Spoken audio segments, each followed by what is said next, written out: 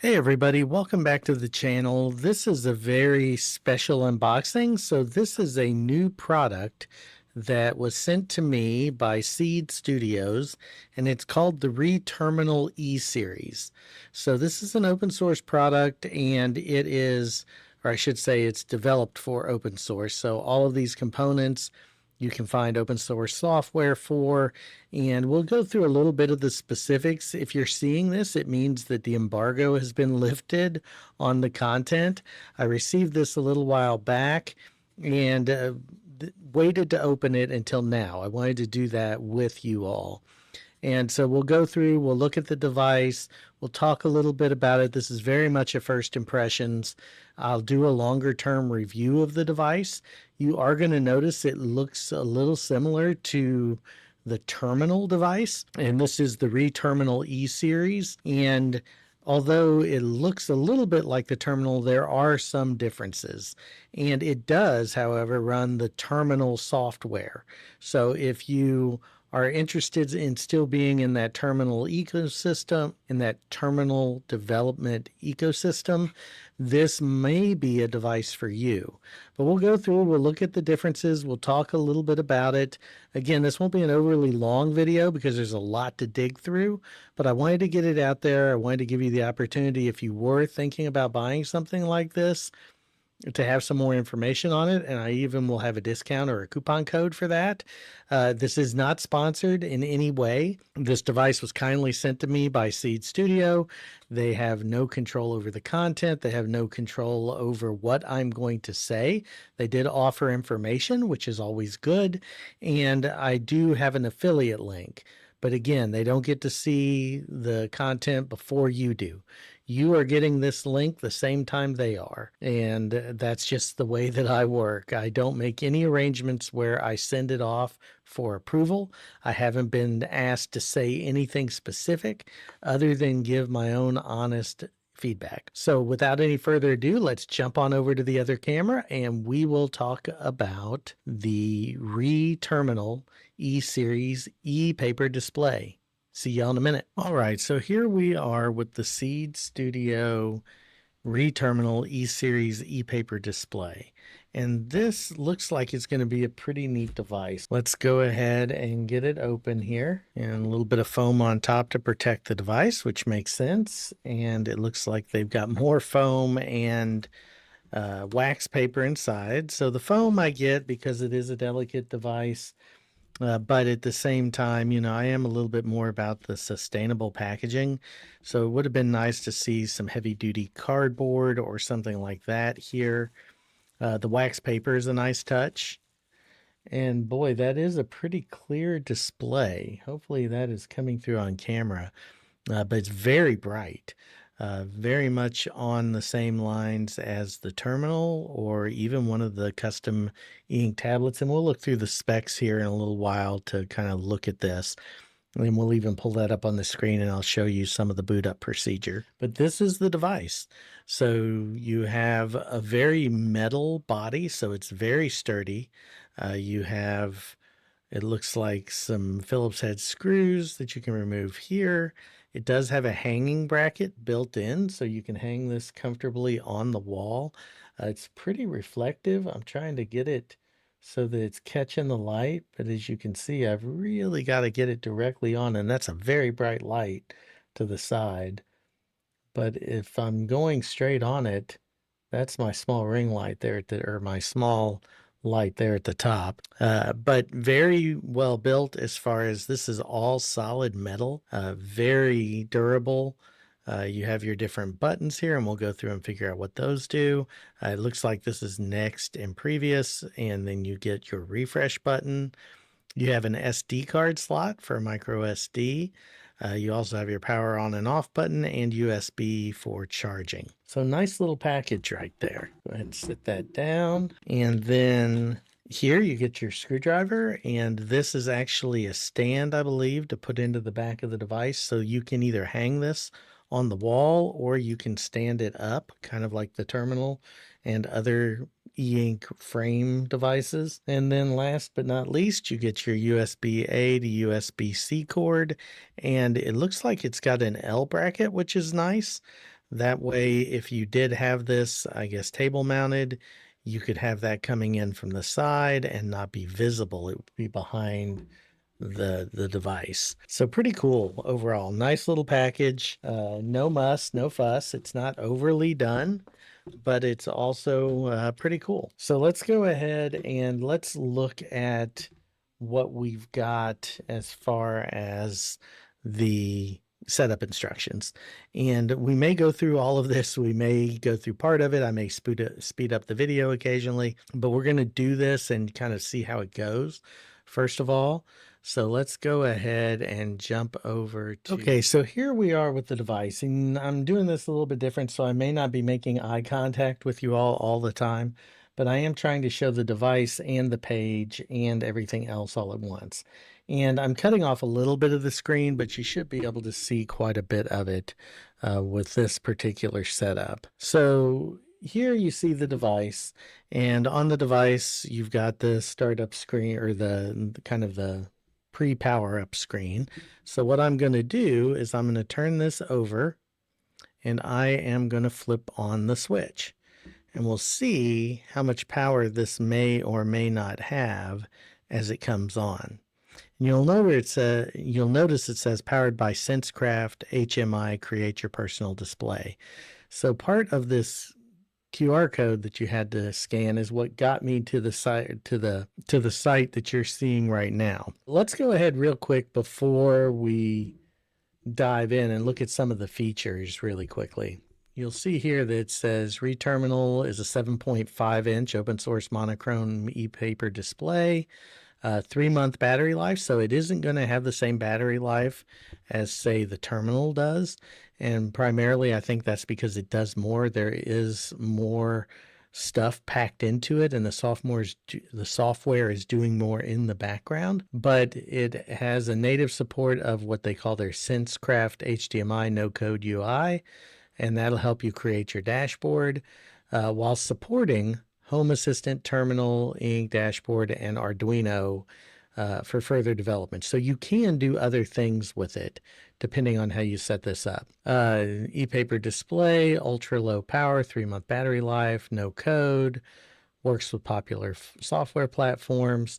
And then here's the hardware. So let's take a look really quickly at the hardware descriptions here. So 7.5-inch display, so just a little smaller than the Supernote Nomad. And so you're going to see that it's a fairly decent sized device. Monochrome display with 800 by 480 resolution. It's got a refresh button, navigation buttons, the power switch. We've kind of looked at these other components. It does have LED lights. So if you look here on the side, you're going to see a green LED showing that that is powered on. And then it's got expansion pins. There are your expansion pins right here. As a matter of fact, let's pop over real quick so we could see that. So here are your expansion pins. So my guess is that you can actually daisy chain some of these together. Again, this is all speculation because we're going through this live, or a live recording. I'm doing this all in real time on the recording, and then I'll only splice out parts that get really kind of crazy as far as if there's a lot going on or it takes a long time to do something specific. And I'll let you know if that's the case as well. Those are our primary things. It tells you what comes in the box. You've got your device, you've got your USB cable, and your quick start guide. One thing I didn't mention, it's got the expansion pins, and I skipped over this part here, but it also has a temperature and humidity sensor integrated.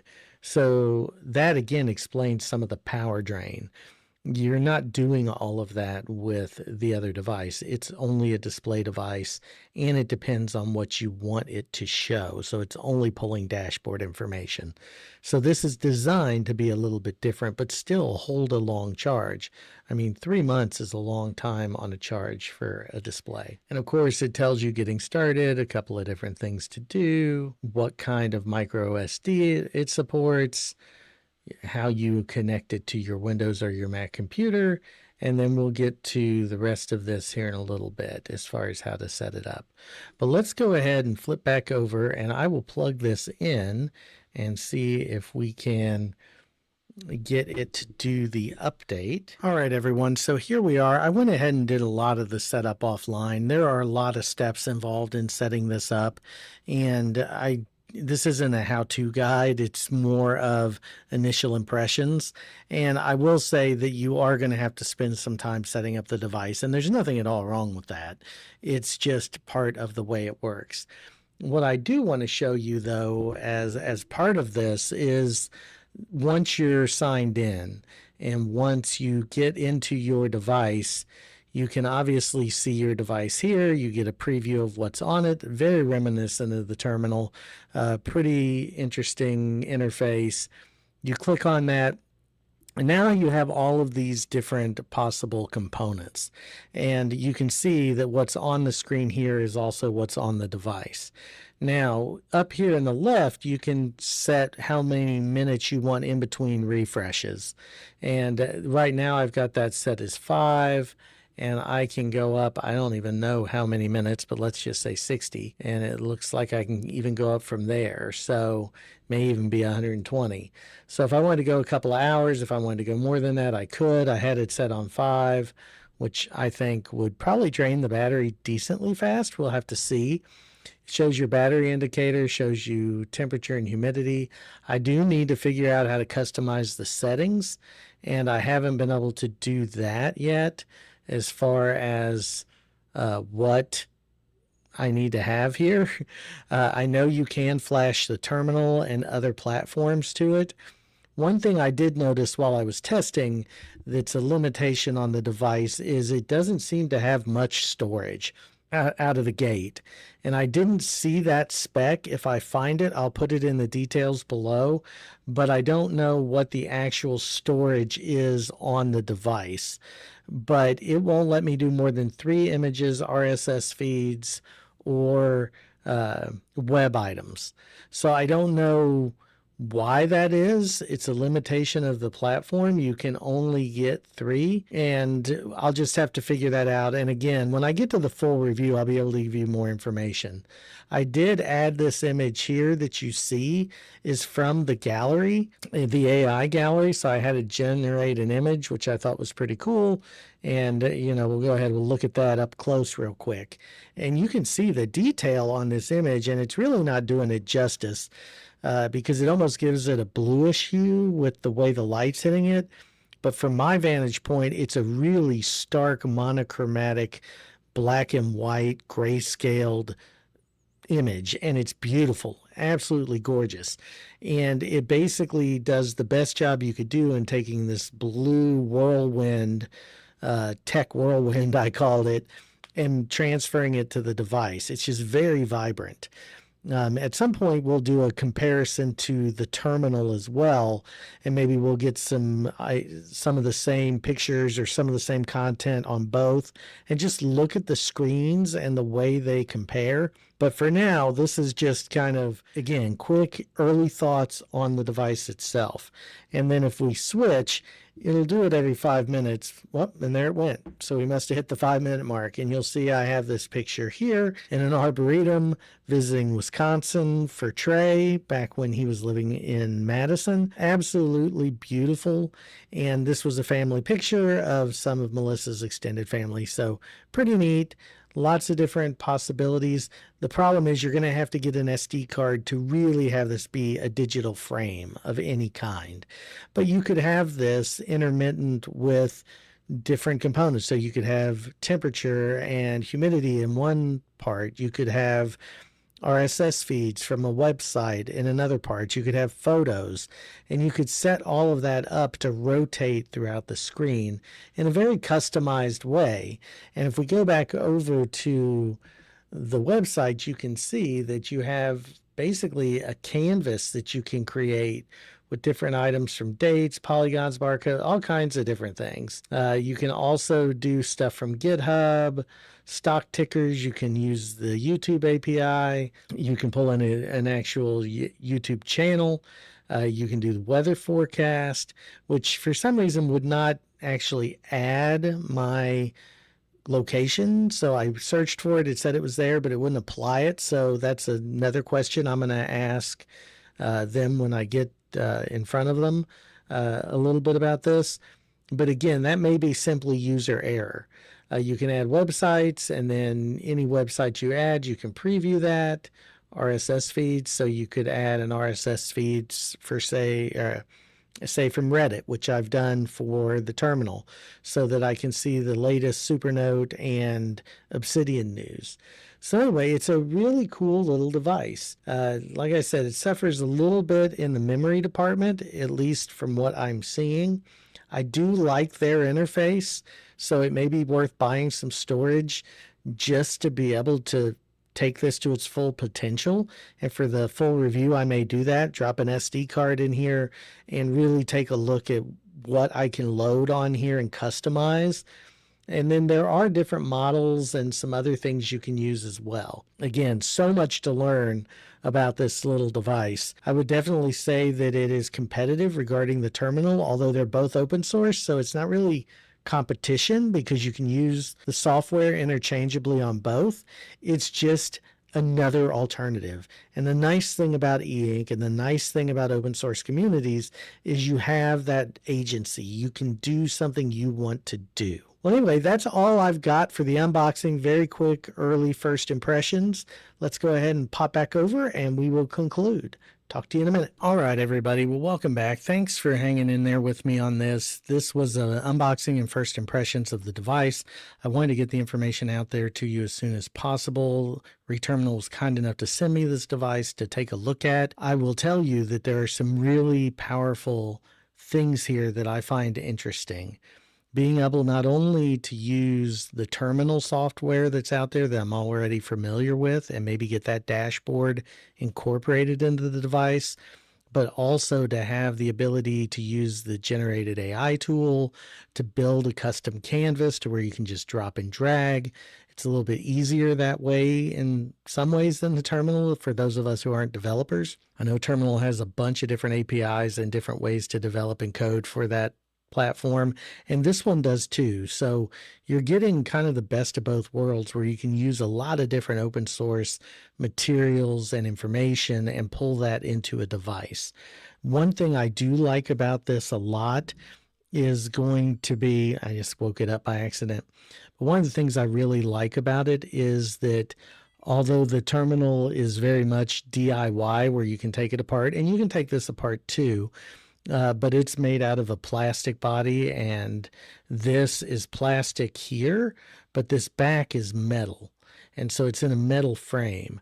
So to hang this on a wall or to hang this up or prop it up, it just has a little bit of a different look to it.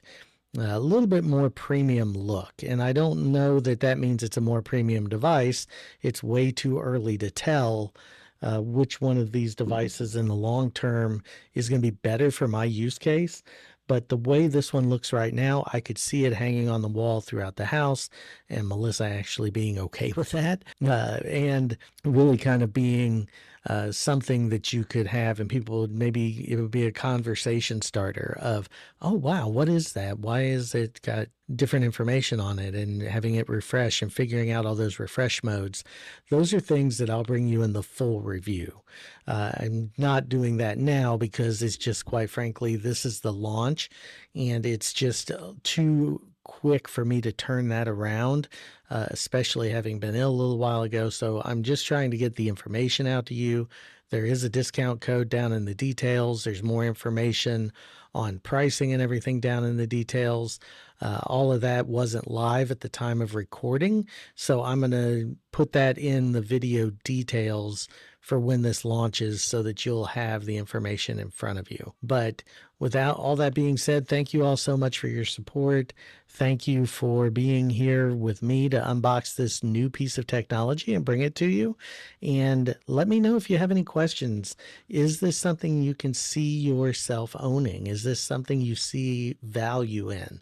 I know that I've gotten tremendous value out of the terminal, and I believe I'm going to get tremendous value out of this device as well. And as I said, I think it'll really be interesting for me to use in the house. But until next time, thank you all so much. Please like, support, subscribe. Anything you can do to help the channel, always appreciated. And until next time, keep on moving forward, and we will talk to you soon. Thank you. Bye.